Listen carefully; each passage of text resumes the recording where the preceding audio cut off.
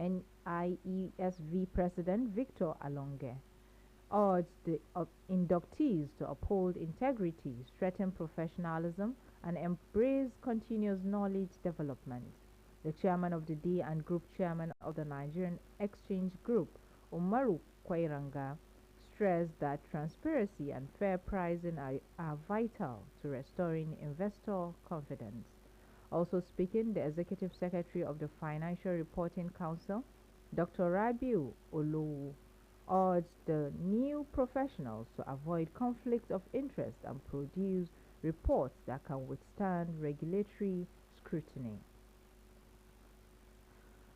Journalists across Nigeria have been urged to stay vigilant as the Cybercrime Act sees rising use in prosecuting media practitioners. NUJ President Comrade Alhassan Yahya made the call during a meeting with Gombe State Union members emphasizing professional ethics, personal safety, and support for veteran welfare programs. Yahya revealed that new national interventions, including health insurance and weigh-in allowances, are being finalized to improve journalists' working conditions. He highlighted unity and professionalism as key to repositioning the profession. Gombe NUJ leader and former union heads praised Yahya for reconciling national stakeholders and rolling out impactful reforms. In a move aimed at strengthening state-level guidance, Comrade Yahya inaugurated the NUJ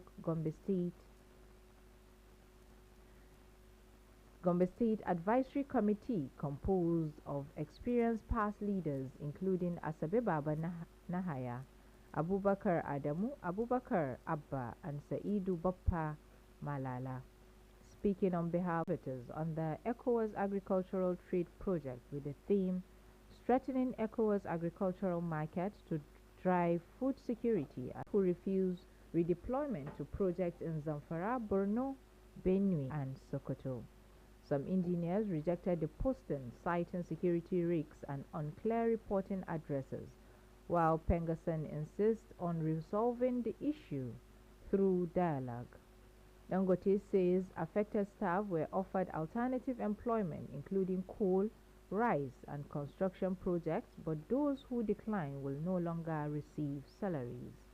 The union leaders continue negotiation, warning that failure to reach an agreement could trigger another nationwide industrial action.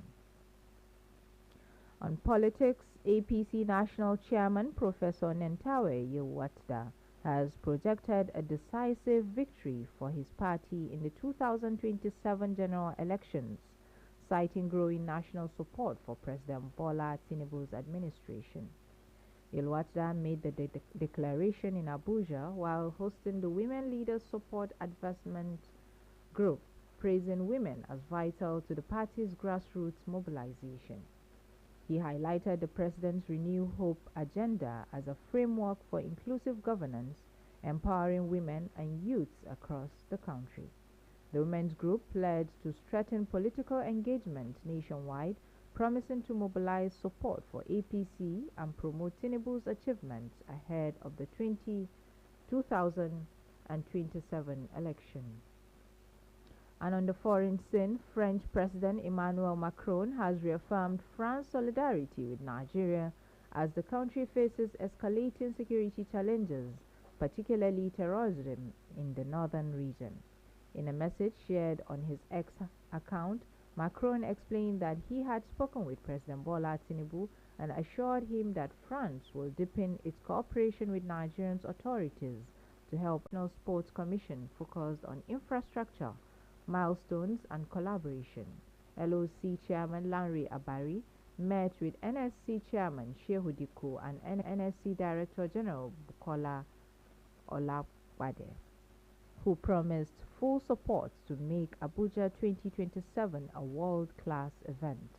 Shehu Diko also said Abuja 2027 will not only showcase Nigeria's hospitality and unity, but also provide a platform for young athletes across Africa to display their talent, foster sportsmanship, and build lasting friendships. The death has occurred of Talatung Abubakar, Magaji Kuta and sister to former head of state General Abdulsalami Abubakar. She passed away in Abuja in the late hours of Sunday. According to the family members, her janaiza will be held on today, 8 December 2025, at the Mina Central Mosque by 2 o'clock in the afternoon. To end the news, here are a recap of the top stories.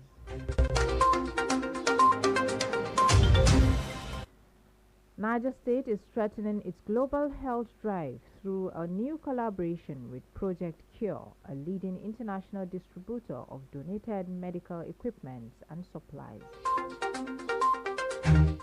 Chairperson, Nigerian League of Women Voters, Niger State Chapter, Barrister Miriam Kolo, has called for stronger action against gender-based violence in Nigeria.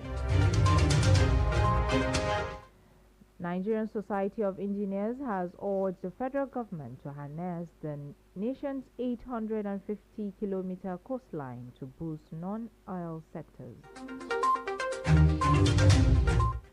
And French President Emmanuel Macron has reaffirmed France's solidarity with Nigeria as the country faces escalating security challenges, particularly terrorism in the northern region.